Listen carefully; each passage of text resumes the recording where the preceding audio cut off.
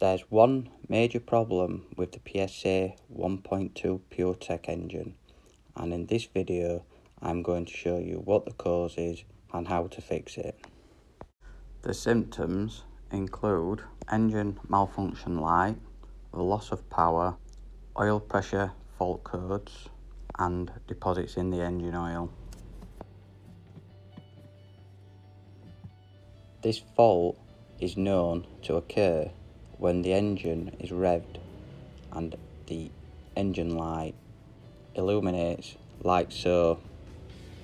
This can be quite alarming, especially when it's unexpected, and normally happens when your engine has done approximately 40 to 50,000 miles. If you stick around, I will tell you how to fix this engine, but firstly, here's the cause. It will most likely be caused by a deteriorated cam belt. The cam belt is internal on this engine. You can try and inspect it through the oil filler cap. It is advisable at this stage to check for fault codes. These fault codes may be present. If they are, then this is more than likely the right way to fix this.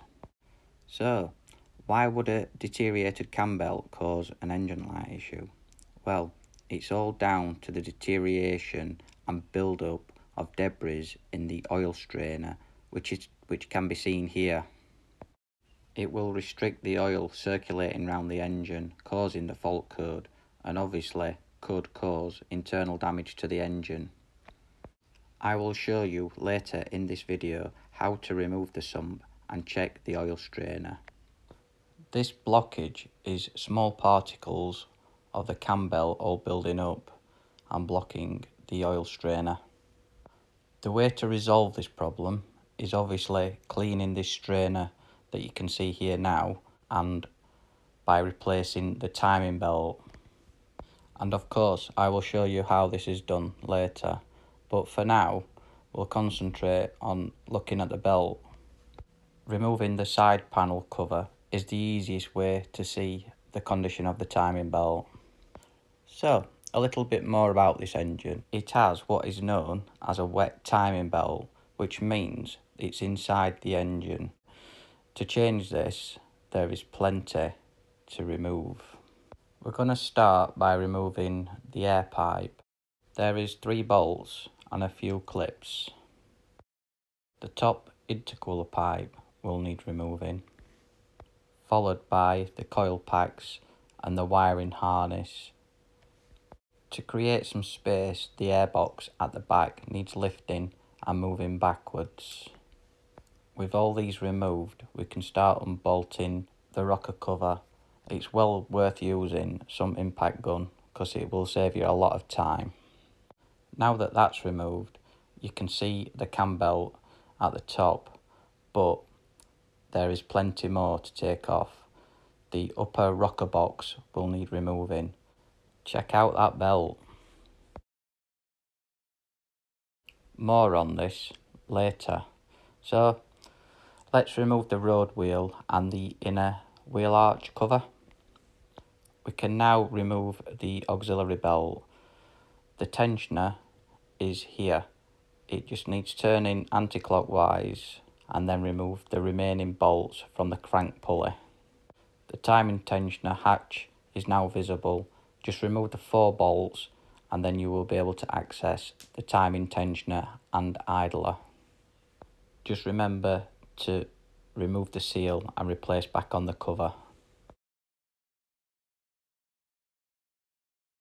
Now we have access to the timing belt, we can move back to the top and concentrate on removing the rocker box so that the engine can be locked off with the timing belt locking tool.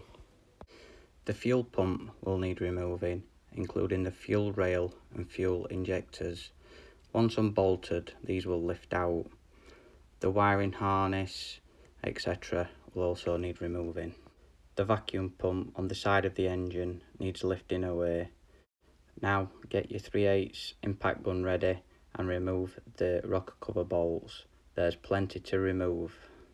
The cam box will be tight, so you may need to use a pry bar. Now we can get the locking kit and lock off the cams and crankshaft.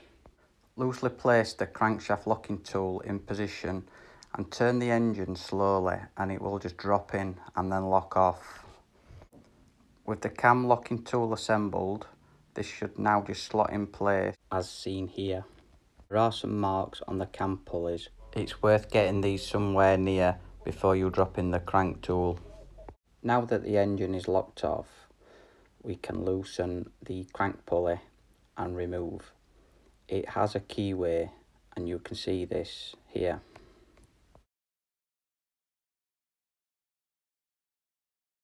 You can now remove the tensioner and the pulley. And now the timing belt will just lift out. Now we can reinsert the new belt. It can be just a little bit fiddly round the pulleys, but isn't too difficult. Once in place at the top, refit the crank pulley, followed by the idler and tensioner. Then it can be tensioned correctly.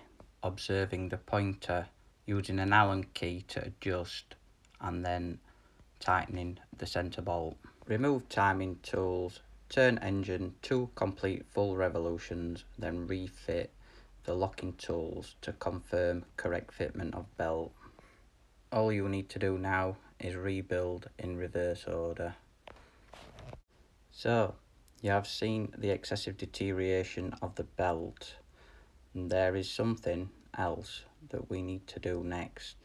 To complete this job, to get it right, we now need to remove the sump and clean the oil strainer. This is really easy to do. Drain the oil into a suitable container, and then it's just a case of removing all the bolts and the couple of nuts on the sump. The most difficult part is lowering the sump.